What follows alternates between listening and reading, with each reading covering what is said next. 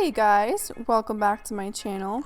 So the sports bra we're going to be doing is a dupe of the Lululemon Free to Be sports bra. At the moment there isn't a pattern available, but I might do one in the future, so if there is one then make sure to check the description and I'll pin a comment if it does become available. So for materials, I have some active wear fabric, which you could just use swimwear fabric. I have some power mesh, which is new, and I'm just using my regular rubber elastic, a pattern, and a few other sewing tools.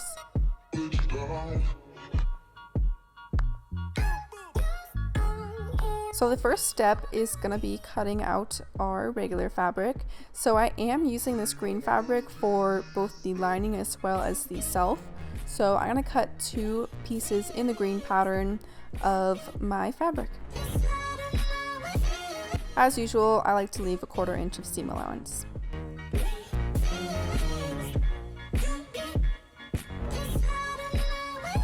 Then I'm going to go ahead and cut my second piece.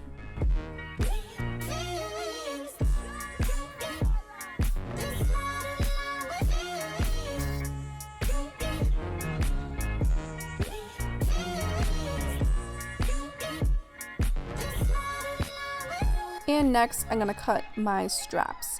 So I'm going to cut 2 of these. I'm going to make them about 20 inches by about 1.5 inches. But if you do want to make the straps thicker, make them longer, then you can definitely adjust that measurement. And if you want it to be more strappy, you can cut more straps. At first I cut like 8 of them, but then I decided to go back and just do 2. Then you're going to cut your band piece, which I made my band just about 2 inches by 25 inches. I usually wear like a size small or medium. So next we're going to get our power mesh out, and this is great if you want to have removable pads, but it also does help with the structure. And when I was reverse engineering a couple sports bras, I did notice that a lot of the nice quality ones did have this power mesh in it. So I haven't really used it before, but I'm just cutting out another pattern piece in the exact same thing. Power mesh is also used in swimsuits sometimes, as well as lingerie. So this is my first time using it, like I said, but I have seen it around, so maybe I'll use it some more. And these are all of our pieces.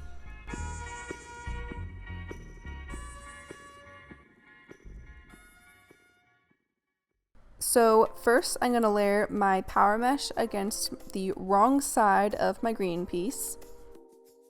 And then I'm going to put my next green piece with right sides together. I'm going to pin all over each open edge minus the bottom.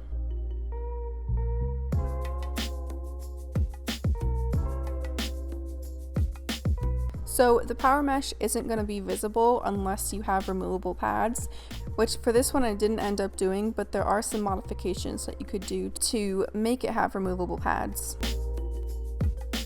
And so by putting the green pieces with right sides together and then just throwing the power mesh on top, when we do take it to the right side out, the power mesh will just be tucked in between the 2 layers.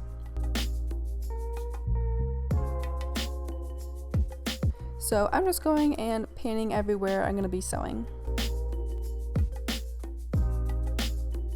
Now I did end up pinning the bottom seam, but I am not going to be sewing it. But pinning the bottom will help me just as I'm sewing make sure that nothing is sliding around. Since the power mesh is so thin, it does make it a little bit more difficult to sew with, but to help with that, using as many pins as possible definitely helped me.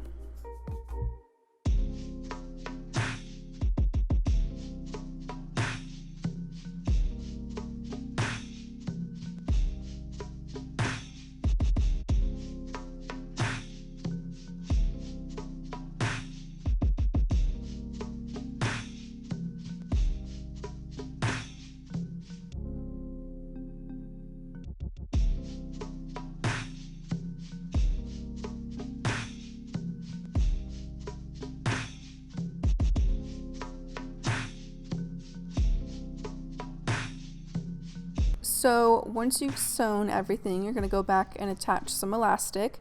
And I actually didn't end up doing this for the final product. I don't know, I kind of like the loose, non-elastic feel, but I will mention it since a lot of you will prefer it with elastic, and technically for security, it is better to use elastic. So not shown on camera, I did end up sewing the two little like strap openings at the top. So I just went back and quickly did that. So once I've sewn off those top edges, I'm going to just flip it to the right side out.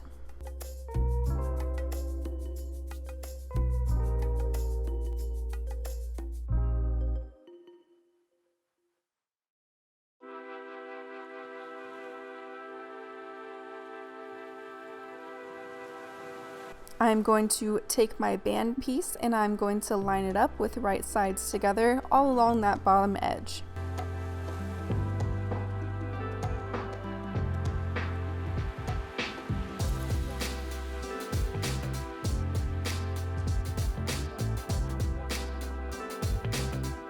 So you're just gonna pin with right sides together along that bottom edge, and I'm gonna switch over to my serger.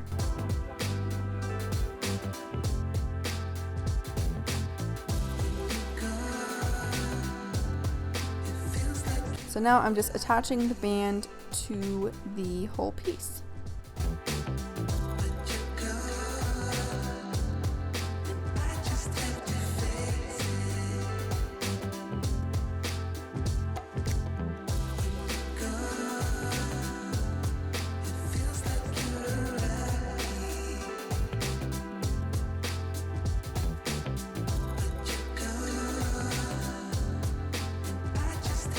So moving on, I'm just gonna sew my straps. As usual, I'm just gonna sew them in half and add elastic and then use a loop turner to take them to the right side.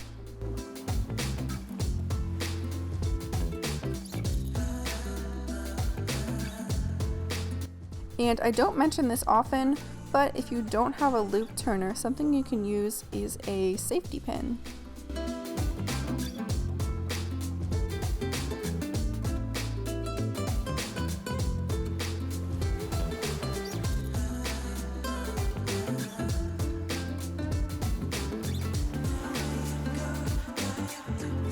Once the straps are all done, we're going to make a strap channel, and to do this I'm just going to fold over those top edges, pin them down, and I'm just going to sew a straight stitch to make a strap channel. Make sure to use matching thread. I didn't and it looks pretty bad.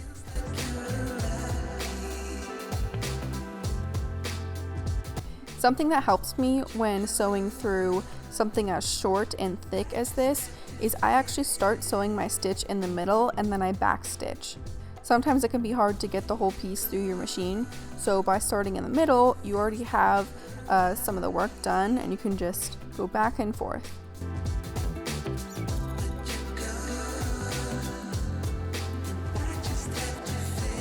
Now string your straps through the strap channels. We're going to flip our top back over, line everything up, and next we're going to make sure that our straps go where they're supposed to go.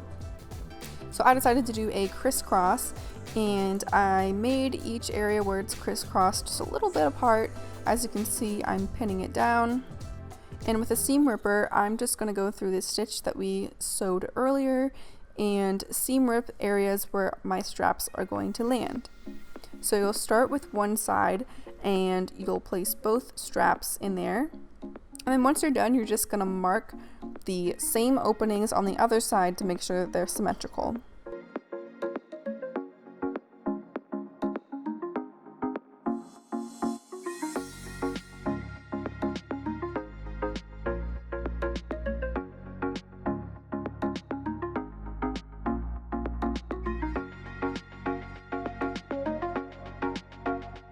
So when seam ripping, I'm just taking out enough to fit the strap through, even less if I can. You could be a little more aggressive with this since we are going to be sewing back over it, but I always just make sure to be extra careful and ensure that these straps are not coming apart and that none of the threads will be showing through.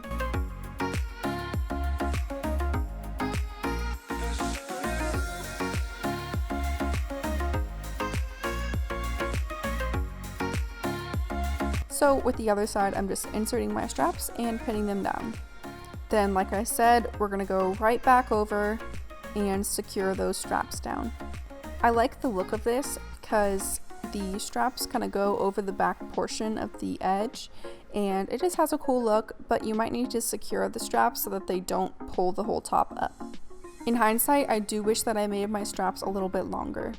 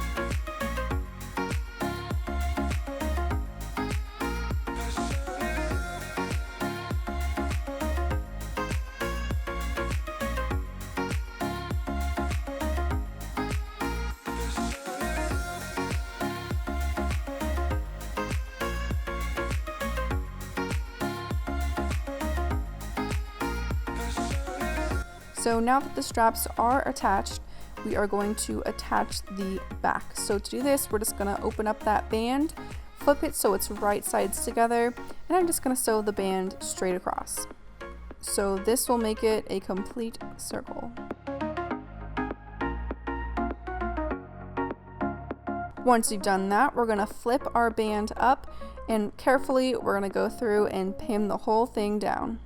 Be very careful with this and don't be afraid to use a lot of pins, because as you sew, sometimes it can bunch up and kind of twist and the band won't be applied evenly. I just wanna hold you.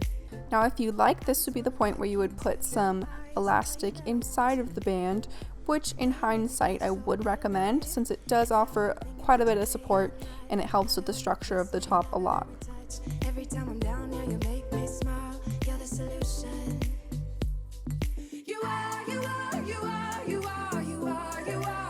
And once you get to the back portion, you're just going to tuck in the raw edges.